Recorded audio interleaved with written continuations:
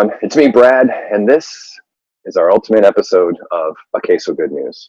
That would be number 5 on the books, and while there's no real time period for this thing, and this is certainly a pause, it does feel like society and the world or your state or your town, that we're all slowly moving back to some sort of normalcy.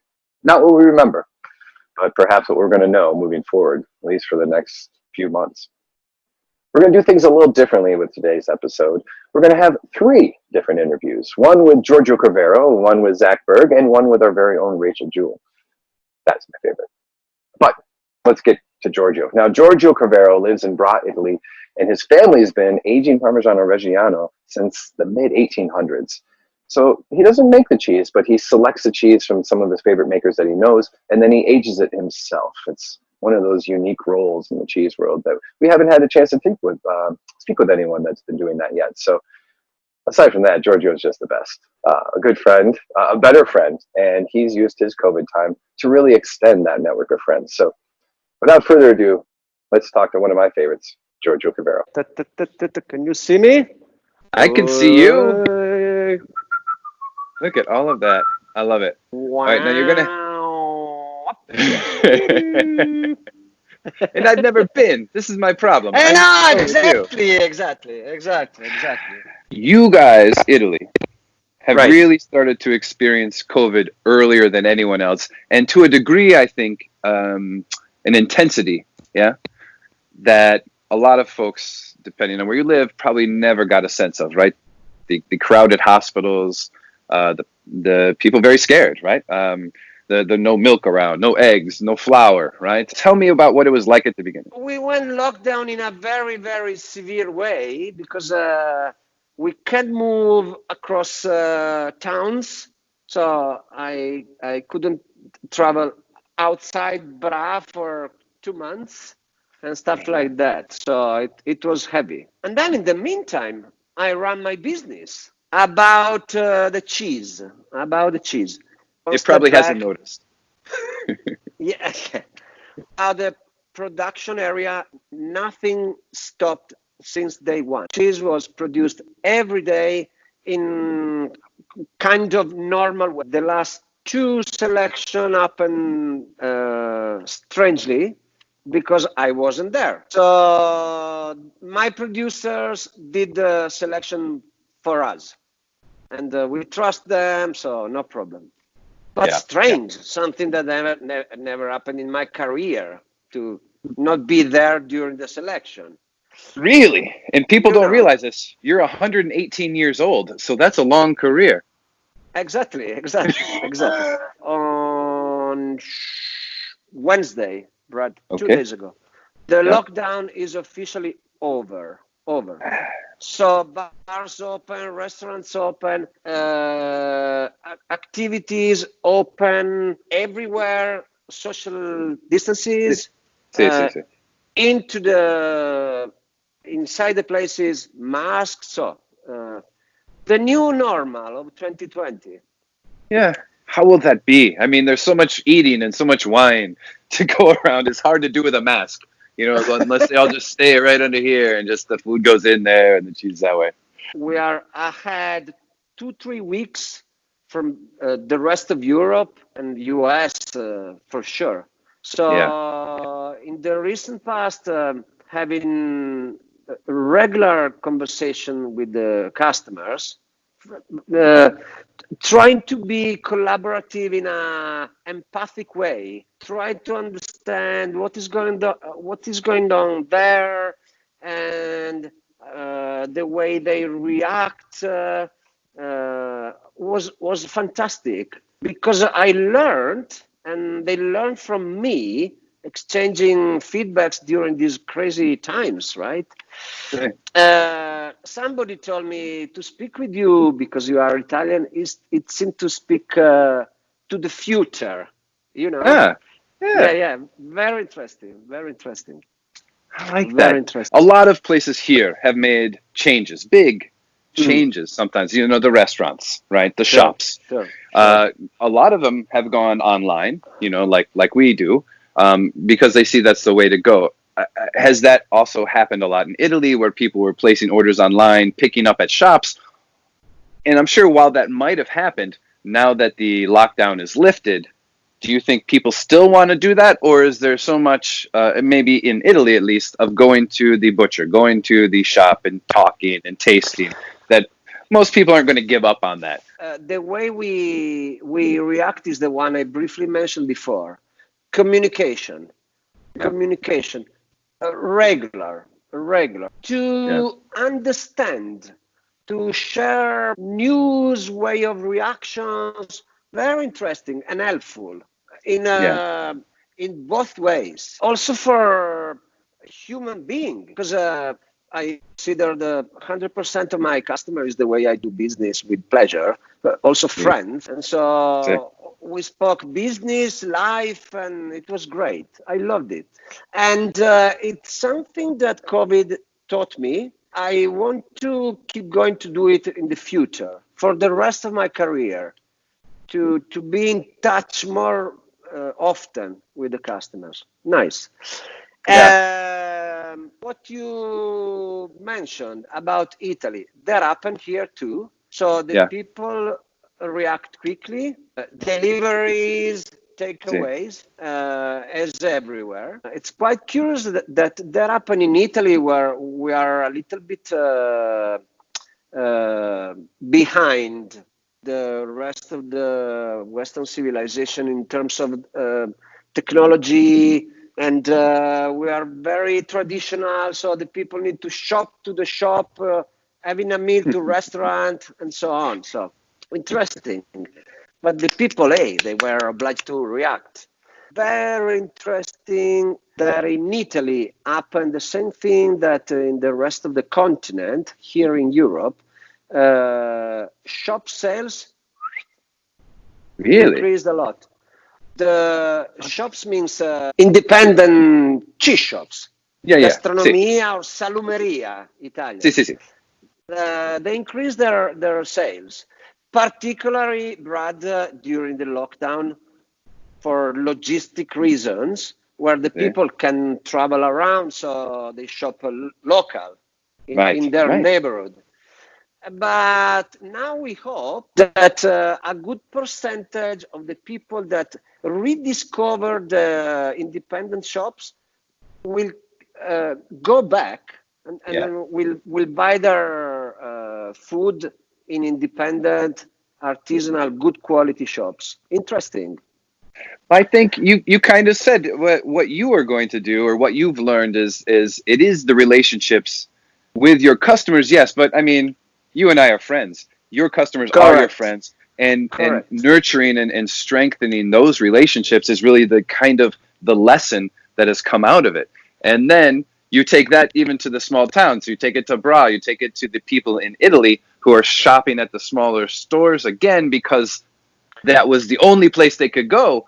But they have now also strengthened the relationship, strengthened the connection to those shops, to those salumieres, to those cheese shops. Absolutely. And that will continue and keep going and going. So, yes, I think you are right, too, because while I see some people ordering a lot online, and I think they might just do that now, there seem to be so many people that didn't know that those local shops were there, or that the cheese was so good, right? They were just, they go to the market, they go to the supermarket, they go to Amazon.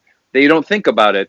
And now, because they've had time to think about it, and the only option they had might have been a small, high-quality store, they're excited and maybe passionate about these flavors again. And even in Italy. Absolutely.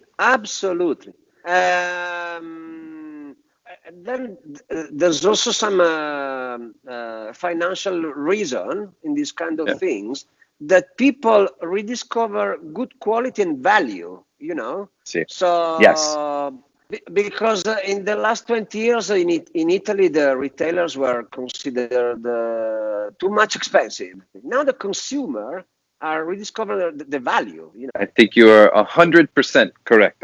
Like, that is exactly the way I feel. I always use like a chocolate bar. There's $10 chocolate bars, really expensive, or you could buy 10 $1 chocolate bars. But the amount of enjoyment right? The flavor, the quality of the $10 bar. You remember eating just one square of that chocolate bar. You can forget eating 10 Hershey's or whatever the kind of big chocolate bar is, because it's forgettable. It's sweet, but then it's gone. But when it's something that is high quality, the flavor, the experience, the memory lasts forever, and that is worth whatever price you have to pay. Sure. I think. Yeah, priceless, Brad. Yeah, priceless. Perfect, Giorgio. That's exactly it. I mean, this has given me a chance to not only talk to you, because I don't get to talk to you very often, which is on me. That's my fault. But No, shops. it's mine, Wally. No, we're busy. As we We're busy said, men. Starting from today, All things right, will good. change. Well, good, because I won't see you this will summer. receive some news from me very soon, Brad. Don't worry. Sure. Then I will send you pictures of our new four-legged family member, if you like dogs. She's really cute. Absolutely. Well, Giorgio, thank you so much for talking with me. Thank you. It does my heart good to see you. You look wonderful. The cheese Thanks looks very great. much for having me. I loved it. I'm going to let you go. Your day is done. Go drink some wine. Go eat well. I will do it to your elf, Ching Ching. Ching ching. Good. Okay. Perfect. All right, Giorgio. Ciao, ciao. Ciao, bello. I love listening to Giorgio because they've been through it, right? Italy was ahead of us in experience in this whole COVID thing, and they're kind of coming out the other end. So to get somewhat of a rosy view of what our near future is feels pretty good, at least heading into summer as we are right now. Now, our next interview is with Zach Berg. Lots of people know Zach. He's been a vagabond, really, in the food world. He started here in Michigan. He worked at Zingerman's, which is where I had the pleasure of meeting him. Then before he went to culinary school, headed out west, went in Napa Valley, and then also with Byright in San Francisco. And now he's back in southeastern Michigan, where he's running 2 different shops called Monger's Provisions. They're doing great business, and they're really introducing a lot of great food to some areas of the city that haven't seen it in a long time. So without further ado, here's my friend, your friend, pretty much everyone's friend, Zach Berg. I'm so excited to be on this and so excited what you guys have been doing. I mean, we all need good news. And I love what you said in, I think it was 2 episodes before about Bet with Betty. You're like, we actually genuinely love each other in this industry. Yeah. Like, seeing your face instantly, like, makes me smile. And, you know, it's so sad we don't get to see each other in the normal capacities right now. We're not at conferences. I'm not tasting with my producers. I'm, you know, calling them and getting their stuff and tasting in isolation. And it's, I'm just so thankful that you guys are putting this effort forward. So thank you. You're very welcome. Thank you. I mean, because you know, this is the interactions that I love when we go to a food show or when you're at CMI at the Cheesemakers Invitational, and you're kind of beer in one hand and you're hugging with the other. You know, because there's everyone from across the country, right? I mean, you have just as many friends and family now in San Francisco as you do here in the Detroit 100%. Area where you came up. So that's the wonderful network of the food world. And you, particular, Zach, have really, I think, been a wonderful example of it because you've been to so many places and kind of learned as you've gone. And I think that's what a lot of us do, where we seem like we're transient, but we're really staging, right? We're going to suck up, you know, experience and knowledge from other folks and to learn and find out what's great. There's never the competition. It's like, what are you doing? I would love to do that too. And we're usually so happy to share that information. It's so collaborative. It's a big party. It really is. It really is. So absolutely. Now you guys in particular, a lot of folks have been doing virtual events, right? And I know you've had some pretty good success with that lately. That's one thing that we kind of caught our eye, especially in Detroit and Ferndale and in southeastern Michigan, which was initially a hotspot and had suffered pretty tough through this. So we did. Tell me more about those kinds of things that you've done that really stand out. Yeah, thank you. You know, in that first week, I think like many people, we definitely went a little radio silent, a little shell shock as we figured it out. And one of our community groups, actually, a Jewish community group, called us and was like, hey, we need an event. We need a distraction. Can you guys facilitate this? You do a lot of events with us in normal circumstances. We need your help. And that was what got me off the couch, so to speak, to be like, yeah, we taste with people, we invite people, we bring them together. How can we do it now? And it was a small geographic circle based on it being one community, and it was 30 boxes. And we did it. We did this tasting, and somebody in the comments wrote, "Thank you for letting us feel normal." And I was like, I feel normal. This is what I do like 5 days a week. Are you serious? Like, I felt like I breathed again for the first time in a week. And after that, we hit the ground running. And so since that first tasting, I think we've done like 2 to 3 a week. Then we, immediately opened it up to the public, right? People who are not in the community who want this experience. And so we started doing cheese and wine, spring cheese, beer and cheese, cheese and chocolate.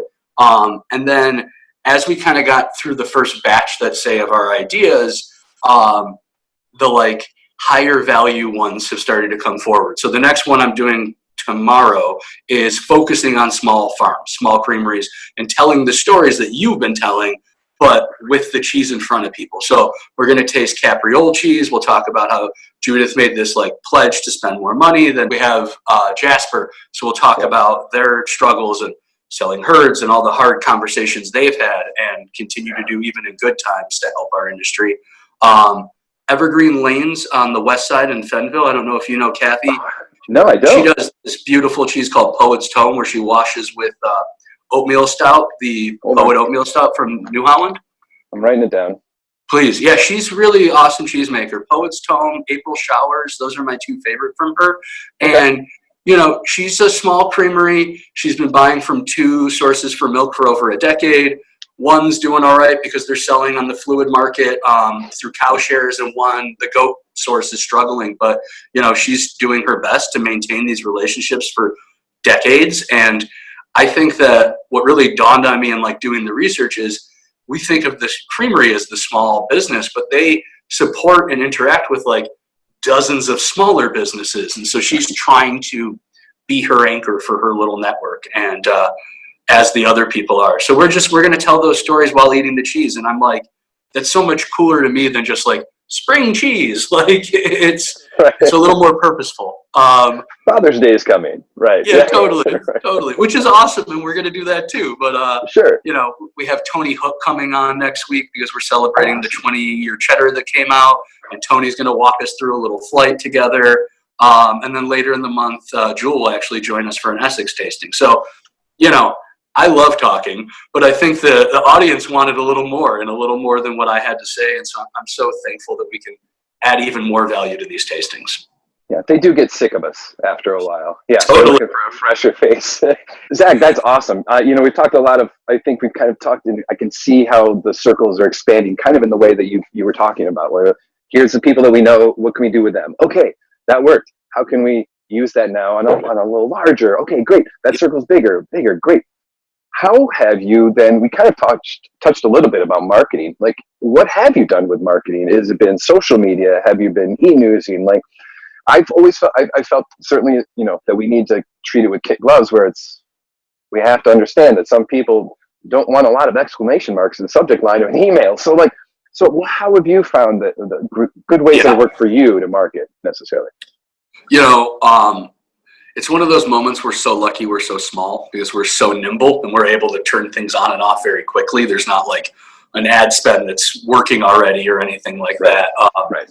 And so, day one, we made sure that we were talking in a proper tone. We wanted to make sure we were being really caring and loving and not, come try this. This is really great. And especially since you can't even come into the store right now. So we really tried to change the tone and almost wait till people asked us to start presenting them with options. And so I guess be aware of it and not ignore it. We're calling things like a night out, not out, and things like that. And It is what it is. We want to be sensitive. Obviously, not everybody is able to like gather around a cheese board and have that discussion tonight. And especially in Detroit, we're aware of that in a real way, even before this social unrest. I mean, it got hit hard, and to me, it wasn't a shock, right? You have so many people without food security, without home security for various reasons. Shelter in place is a luxury. It really is. And I don't think that we as suburbanites recognize that in the way where hundreds, if not thousands of people don't get their meal at home in Detroit. You can't tell them to stay home. Right. And so Detroit got really hit hard. All of our restaurant friends were either in the throes of feeding the homeless or totally closed up. And it felt really weird to even talk at all. We certainly had a little bit of like survivor's guilt, I kept calling it. And so we, offered anybody in the food industry, whether you're employed or not, our employee discount immediately. That's great. And we just tried to make sure everybody knew, if you need us, we're here. You probably can't really feed a family in a nutritious way from the Monger store exclusively. You should be eating vegetables. Those are important. Right. But you can do better than just cheese now. And we just wanted to make sure if you were down the street, you could get a chicken. And so those are some of the things that I think we sure to set the tone, and the people knew it wasn't just like, we got a new extra age balsamic here. It wasn't time to source the extra vecchio or something like that. It was time for chicken and flour. Well, I kind of like how a lot of us, even at Zingerman's mail order, where we have a small warehouse shop up front, we've done the same thing. We've eggs, milk, butter, whatever, those kind of things. And we really started initially for our staff, who were either really, like you said, stuck at home or stuck at work, and probably weren't going to do a lot in between. So if we could maximize the efficiency for their time with us, all the better. And we, everything wholesale kind of a thing. But we've all we're sort of transitioning into being more like bodegas too, or that small neighborhood little corner thing where you really do get pretty much everything you could, and I hope for a lot of us will kind of maintain that, because sure, maybe they're not walking out with Gruyere every time, but maybe on the third week there is something that they try out, or there is something that they're, I've been looking at that every time I've come in to get my milk for 2 months. What is that? We're going to turn on people to some brand new flavors, and we're going to have new customers, which is unbelievable during this time that some of us are going to be lucky enough to find new people, and that those people found us. But heck, they had a lot of time to be online looking.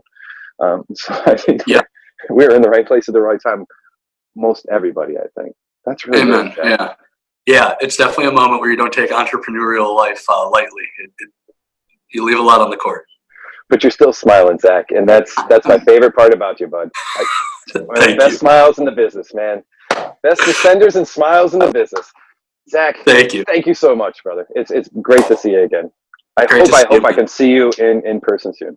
Yeah, I'm going to need a hug soon. There's no question. I can't wait for it. You're booked. You'll be ready, Ben.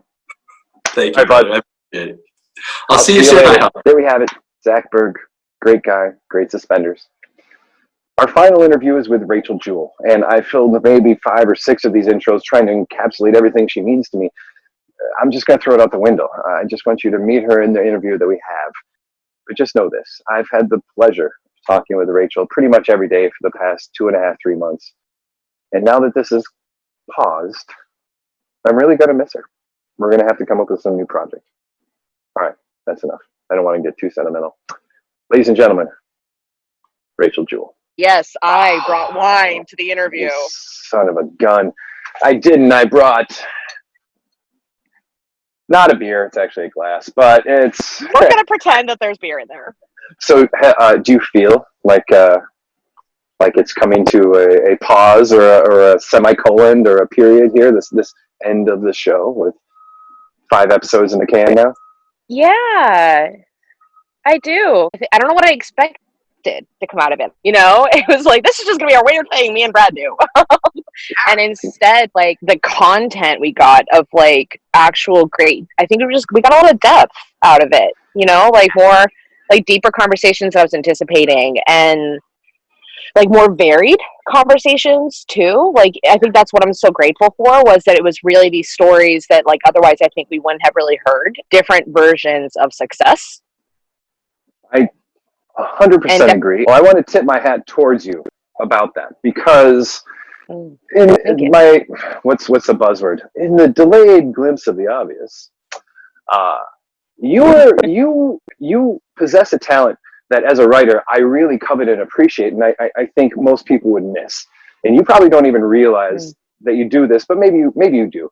You are an incredible editor and an incredible excavator of what's important or what's powerful or what should be heard in people's stories, in their experience, and generally in what they've done. And what I mean by that is, like, you would connect with everybody. You connected with the makers, you connected with the shops, and you had this very clear, at least to me, vision very soon about how things would do and what this person can contribute and what we should all listen to from that person over here. And you did all that work before I could even talk to anybody. By the time I would get the chance to see them and talk, and again, I don't know if you thought you were doing this or thought about like, this is the important thing. I feel like you do it just naturally, honestly. And I think it's something that comes from being great at selling cheese, certainly, but it also comes from being a certain genius with people, which is something I think you have in spades. So I wanted to highlight that. Thank you. And it's one of those things that, you know, it's funny, like I said, like I didn't know what was going to come out of this. I had this initial idea that it was like we were both obsessed with this YouTube show. I'm like the biggest John Krasinski / Jim Halpert fan. So I didn't have these grand plans of like, oh, I'm an editor and we're going to sculpt stories and like all that, you know? But it came because all of a sudden we got our first interview and it was like, oh, we have to edit. Didn't plan on that. Like, I feel like people should know that. Like, I didn't think about it. Like, this wasn't some like master plan. It was literally like I got that first Mateo interview and I was like, oh, like how do I use iMovie? How do I use iMovie? Like, oh crap, we have 29 minutes of content that I have to get down to 10 and a half, you know? And so that's not just like taking out word whiskers. Where I came from was a great responsibility to make sure that whoever we interviewed didn't feel like I twisted their words. I don't want them to feel like anything I take out is because I'm trying to spin it or I'm trying to like leave out their context, which made it that much harder because the people we spoke to had amazing things to say. What's the story that we're going to tell this time around? And then it was like, okay, guide the interview then going forward. I should prep Brad. Like, why are we choosing these people? Not just because I adore them and think they're amazing and deserve the spotlight, but like, is there something different they can contribute so this doesn't feel redundant? But to your point of like why maybe it comes in spades is I think that's what a teacher like does. And you do a lot of education. You have a finite period of time in a class, right? Yeah. So you've got an hour, or CMI, where I only have 30 minutes or 22 minutes to like pitch in front of these people. And I could really go on for 4 days. So like, how do you bring down 4 days of information into 22 meaningful minutes? And that's always something I really fight for when I teach is like, this needs to be meaningful, like not just edited. I all of a sudden got to apply that now in a more digital actual editing.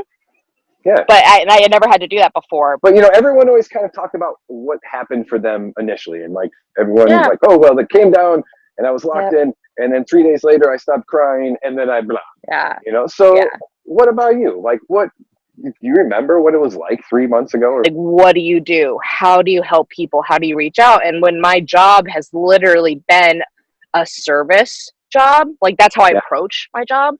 I don't come to visit because I expect something from you. I'm there to give you something, whether that's training for your staff, whether that's knowledge so that you're more equipped to manage your customers and like your shop, or just a listening ear to like be a resource and like help you get through the day. So then when I'm at home, all I could think is like, how do I serve now? Like I'm stuck and I don't want to be a burden, right? How do I show interest? How do I take care of people at the same time? How do I provide practical assistance? You know, all that kind of stuff. And then I reached out to you. And that was the gift I needed, to be honest with you. Because, I mean, like you, people might be shocked to hear this, but like you, I'm considered to be an extrovert. Hand to God. I like being around other people, and I can't. We do somewhat the similar things. So when you reached out with, it could have been the worst idea in the world, to be honest with you, but just in a reason, like a reason to get up and do something that hopefully might make a little bit of a difference. I mean, that was a huge gift for me. And I think I'd like to feel like the people that we interviewed, the people that we talked to, the people that sent in the good news that they had, like just having a place to send it, just having a forum to talk about it, or just having a task even of like, okay, I got to be interviewed by Rachel and Brad this week. It puts something on your to-do list. And there were so many of us that had nothing on our to-do list. Like you really did give me a gift of something to do and something that was outside of ourselves, which became really important when we spent weeks just concerned about what was going on in our business or how we're going to get through this. And then and then everyone else is doing the same thing. So it was. I'm so glad you thought of it. I'm so glad you wanted to do Thank this. you. I think it's a really good point about like it gave structure to your week, and I think and it gave you that to-do list, and I think that's what a lot I've been reflecting on as it hasn't gotten less stressful with time, Yeah. right? Like it hasn't actually. With every passing week, it's more stressful with whatever it is that happens in your life, and because we're getting hit from all sorts of stresses. It's okay to actually feel task oriented because that really protects you, right? It really protects you from being in your own head. A to-do list, a purpose isn't ignoring everything that's going on. It's helping them manage it so that it doesn't just overwhelm them. And I think that that's what you have to do, because otherwise, this can just really overwhelm you to the point of like paralysis. Like you could be shut down, and then where are you at? And maybe it's just a stepping stone to get you back to where then like maybe the to-do lists do start coming back, right? So like, as you probably noticed, some sort of direction is starting to come back into our jobs, right? Whatever it is. Like there's, at the beginning, it was like, no idea what you're going to do, figure it out. And now it's kind of like, oh, okay, there's like some sort of direction, some sort of projects we're working on, whatever. So it's okay, kind of to your question of like, wow, this project's like coming to a break, you know?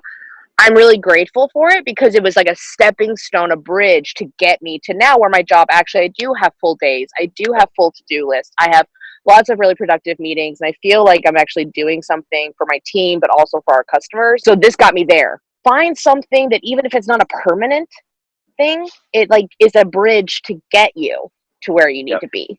I've learned from this that when you're feeling stuck, when you're feeling scared, when you're feeling frustrated, if you put your energy and you do something that benefits someone beside you, right? If you work for the friends that we have in the cheese, right? That was it. Like we can do some small thing and maybe it'll help, but we'll try, and maybe that'll build some momentum. Maybe that could snowball in one way.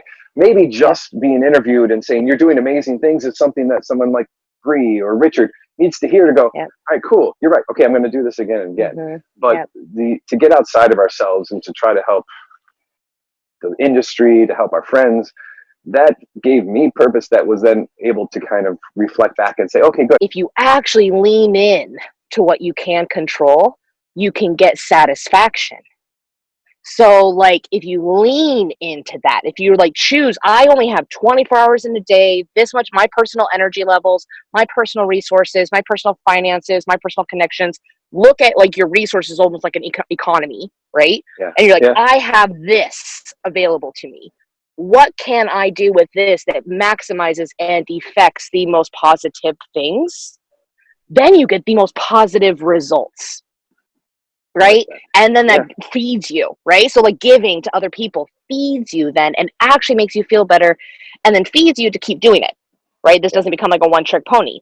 But I think we can undervalue that simple like validating of people, making them feel good and giving them that strength to like keep on. And for a lot of folks who might have been considering, maybe we just close it up. I bet you that hearing that was enough for some of those folks to make the hard choices, but to keep going, you know, and they'll be there next year and they'll be there the year after that. And maybe if they hadn't heard that, there might have been one less. Who knows where they'd be? Out there. Yeah. Probably in marketing somewhere. I don't know, maybe somewhere. Just like sitting there at home, like creating a weird YouTube series for no money with no budget. I love that we've been able to do this together. I just love you. I think you're amazing. I do too. I think you're amazing. And you know what I've like seen as like I'm gonna cry. But okay, I did one sorry today. Actually, like it's a gift in the sense that we really don't get to spend a lot of time together. Like even though in person, right? Like we get to the food show and it's a meeting and we're like, and we do this and then we're running, right? Yeah. And like we're actually forced to pause and like really connect with people. And I think that like, if we hadn't been forced to do that, I'd see you this year, but it would be these little like snippets. Outside of when the last time we got to travel. Yeah, right, exactly. This has felt like I get to have Netherlands all over again, except for that it's less dangerous because I'm not like about to drive off into a dike. Just because I'm being so funny. It's hard to pay attention to. I know, it's really, as I told you, you're not allowed to go into Fozzie Bear while I'm driving or Chewbacca. It's not allowed. I love you. I'll see you Love soon. you. Thank you. Bye. Just don't go left or right. However, I feel like there's water everywhere because it's freaking on. Just like, why'd you crash the Volvo? I know I've come across as a real hard ass over the course of these episodes, but I gotta tell you, wrapping things up with Juhl has made me a little bit emotional. So, let's end with a few more good news, huh? Here's a highlight reel, if you will. Some of the greatest hits of the good news that we've seen over the past couple of months. The commitment is real. This is a quarter wheel of Vildavida. It's a little sneak peek of what I've got planned for my debut. Just working on my night cheese. Oh. Hi, Brad. Hello, everyone. My name's Liz Lemon. Like driving through a dark tunnel, trying to navigate your way to the light, there's actually small lights along the way to keep us from crashing into the walls and keep us safe. So friends, allow me to share the lights in our proverbial tunnel. A Queso Good News.